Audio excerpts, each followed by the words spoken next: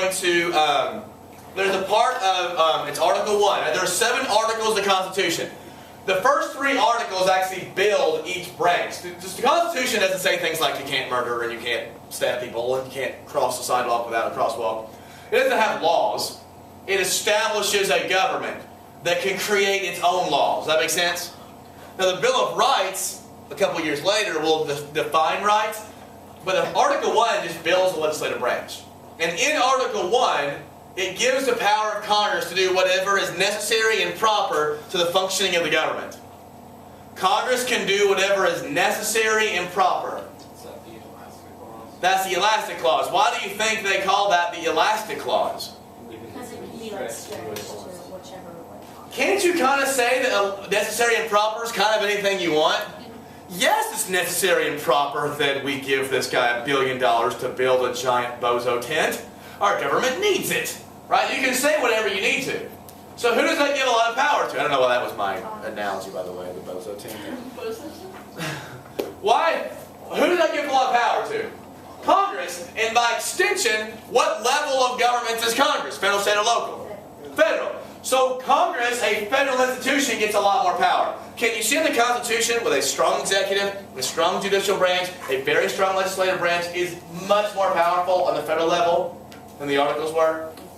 And can you also probably start to think that people who like the Articles of Confederation are going to be none too happy about the fact that we now have a powerful president? At this time, all seniors with last names A through L, you can go to Gym C for college day, Gym C, A through L. So there's going to be a fight when this Constitution comes out. Alright, so that's the elastic clause because you can stretch it, Article 1. They have commerce regulation. We talk about the supremacy clause, right? And so many people think that this Constitution was there to safeguard conservative principles. That is to say that it's democratic, but only so democratic. Not nearly as democratic, one might even argue, as the Articles. Right? Because it gave power to a centralized government. Here are some of the conservative safeguards. Number 1, how long were you a federal judge for again? For life. Which means that once you're on the bench, who are you not answerable to? Your people. Now, what might be a good reason for having Supreme Court justices or any federal courts not be answerable to the people?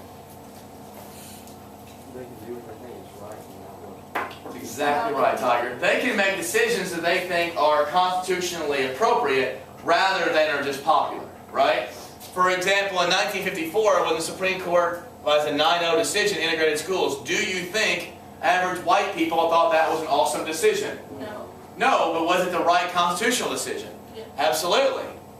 So they could do things that were constitutionally appropriate rather than are politically popular. Okay? So that's one safeguard, though. Another one is the president is not elected by the people. Who elects the president? The House. Electoral College does. Electoral College elects the president, not the people.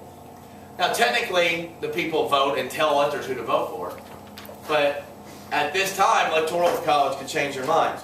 Another one was, this isn't the same today, but up until 1913, senators were actually elected by state legislatures, not by the people. It's only been 100 years since people could actually vote for senators.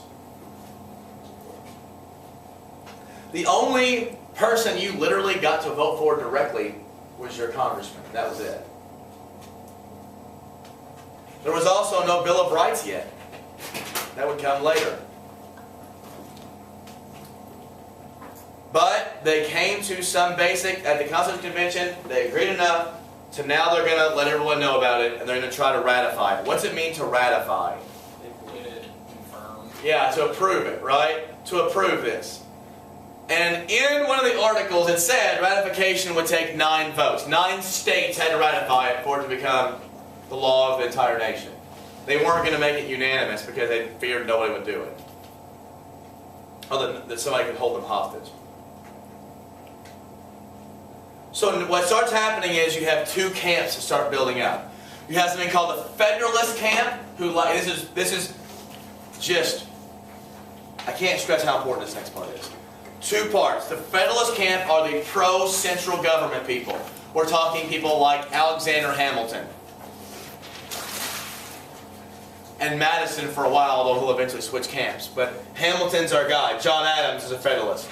So they wanted more power. They liked the Constitution. They liked the centralized government. Obviously, Madison liked the Constitution. Why did he like the Constitution? He wrote it, right? Then you have people called the Anti-Federalists, who were people who liked states' rights more. They liked the Articles. They did not like all the power that this Constitution was giving the central government. Later, the Anti-Federalists became known as the Jeffersonians. Jefferson was not at the Constitutional Convention. He actually called it a convention of demagogues. It was the one who smelled a rat. No, I read that. Somebody smelled a rat and didn't go to the convention. It might have been Richard Henry Lee. Yeah. Yeah, and he was later a Jeffersonian, yeah, in Virginia. Or it might have been Jefferson. I mean, people who they didn't like, they thought this was suspect. These centralized government people are forming their own constitution when we already have one. Okay, so let's talk about getting it ratified before we leave, all right? And then we'll get to the ratification debate. And then you can see tomorrow we're going to finish this part. This is not the end of the unit, but after we get done with this, we're actually going to do some primary evidence looking tomorrow. All right, we didn't get to it today because we had to get the Constitution done, but You still haven't shown us that student. I didn't get to it. I don't have time. A couple states ratified really, really fast. 4 smaller states ratified quickly. In fact, does anyone know who the first state to ratify was? In fact, it's called America's first state. Delaware. It's the first state. You don't have to write these states down. It's not going to be on the test, which is the following did not ratify early on the test. But New Jersey, Georgia, Connecticut ratified pretty quickly. Pennsylvania was the first one. Don't write anything down. I'm just telling you some stuff. Pennsylvania was the first one that was a large one to ratify. Tomorrow, I don't want to do it today because we don't have time. Tomorrow we're going to talk about the Federalist Papers and New York's ratification and Massachusetts ratification, and going into getting a Bill of Rights. And then, you stop, Hannah. Thank you. And then we'll look at